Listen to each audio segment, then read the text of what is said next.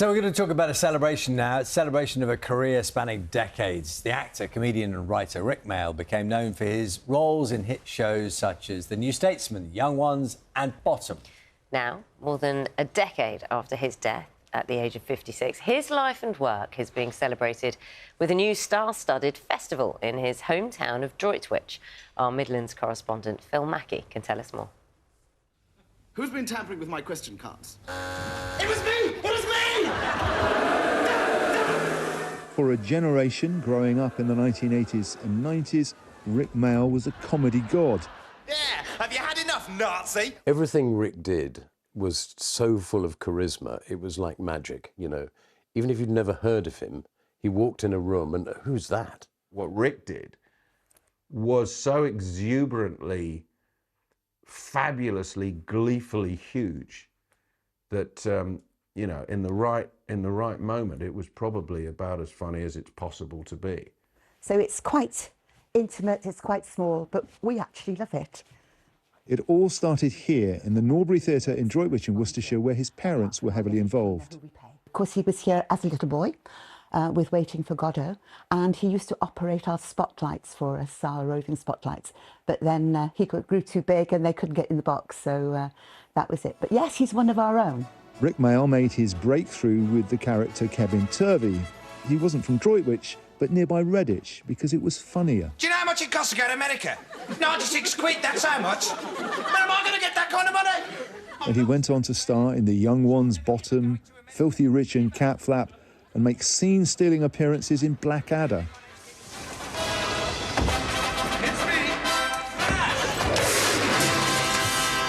Flash by name, Flash by nature. Hooray! Where have you been? Where haven't I been? Woof! But I'm here now.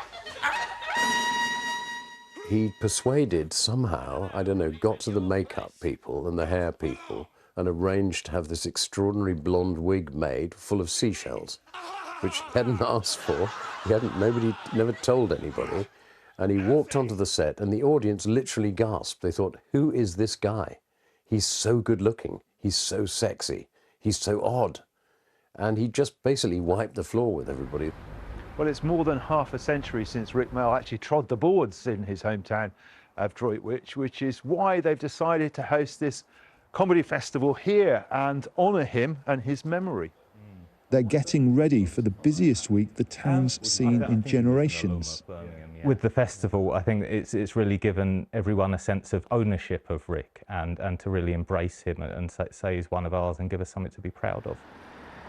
They're billing it as the country's most unconventional comedy festival, which is fitting as it's named after one of its most unconventional stars.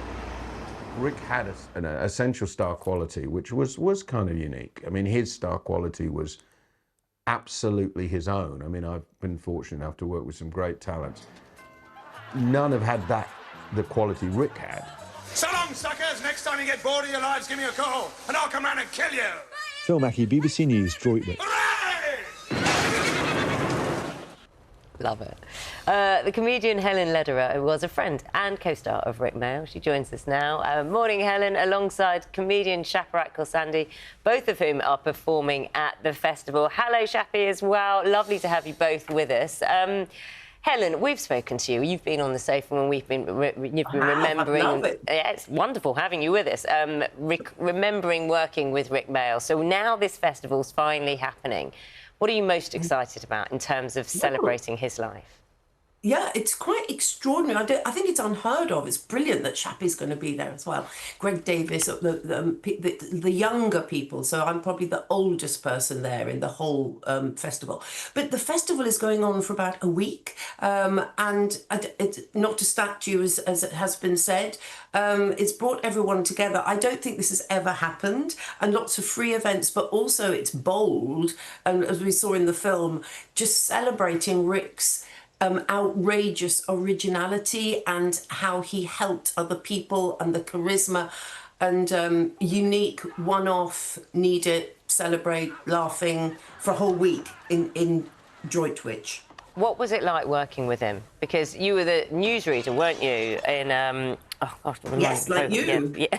I was a little you. I think you were a little different, perhaps, to what Slightly I odd. was Yes, doing. more What was it like working with him? As Ben was saying, when he comes in the room, everybody knows it. Really kind, but also you've got to get it right. Really bold, outrageous, but you feel really safe. All those things, and you just want to do your best. So he encourages people to go bigger. He encouraged people to go bigger, and that is what is needed in comedy. You don't have to be normal. And he got some stinky reviews in his life, and he didn't care, and we're all celebrating him. So what a message is that? Shappy, good morning to you. It's Charlie here. Now, a lot of people talk about who inspired them, and I'm thinking his comedy, Rik's comedy, I feel like is a very long way away from yours. It's a very different style of comedy. But do you remember watching him when you were younger, and you know what effect that had? Oh gosh, I think watching Rik Mayall on TV when I was probably about 12 when The Young Ones was on, and then that was it. That was it. I had to be a part of this world in some capacity. And when I first started stand-up, a lot of us on stage, we would sort of try and emulate Rik Mayall and all the sort of the bigness that Helen was talking about. And live, we did some really odd stuff. It wasn't as stand-ups weren't as sort of professional acting as they seem to be now, not as slick. It was a lot more chaos in comedy clubs and a lot more sort of unpredictability, and that hugely came because we all grew up watching Rik, who I never had the pleasure to meet, but his intelligence really shone. You cannot be that outrageous and silly and hilarious without being a genius. You know what they say, comedy is what you do when you have intelligence to burn. And he was burning so much of it. And just growing up, he really was a comedy god, like it was said in the intro. Everyone used to do impressions of him, but not impressions of him. That's how they spoke. That was the cool way to speak, like Rik, if you had any interest in comedy. Helen, do you want to pick up on that thing about his, because everyone's saying he's extremely clever, but also that physical side to his comedy, it's almost like slapstick, some of what he did, that, you know, the extreme absurd violence on stage. I mean, it's not really what was illustrated there, but all that stuff that they particularly brought to the live performances. Absolutely, I agree. And it's kind of absurd, but really brave and courageous and just kind of going for it. And obviously, if you don't do that with commitment and belief, then it could be quite awkward, #failure. But you know, I saw him in The Government Inspector, you know, just unique talent and huge courage. And I think he did suggest to me, I may have said this before, I bore myself, but why don't you just go on stage and cry, Helen? Which was quite a bold suggestion. I didn't. I thought, that's not me. But that is the way his mind would work, that he would just go there. And we all are inspired by that courage because he pulled it off. Shappy, in terms of courage, I think, for me, one of the scariest jobs would be stand-up comedian. But there are people who want to do it and who are bold and, as you said, may have intelligence to burn. It's a tough industry to get into. What would kind of you say? Because when we talk about Rik Mayall, he inspires people, you know. So when people will be out there inspired now, what advice or what kind of hints would you say kind of to do if you decided to go for it? Well, it's not really a decision. I think comedy's something you're obsessed with and you have to do it. And with Rik and his generation, they were the closest thing that we had to punk.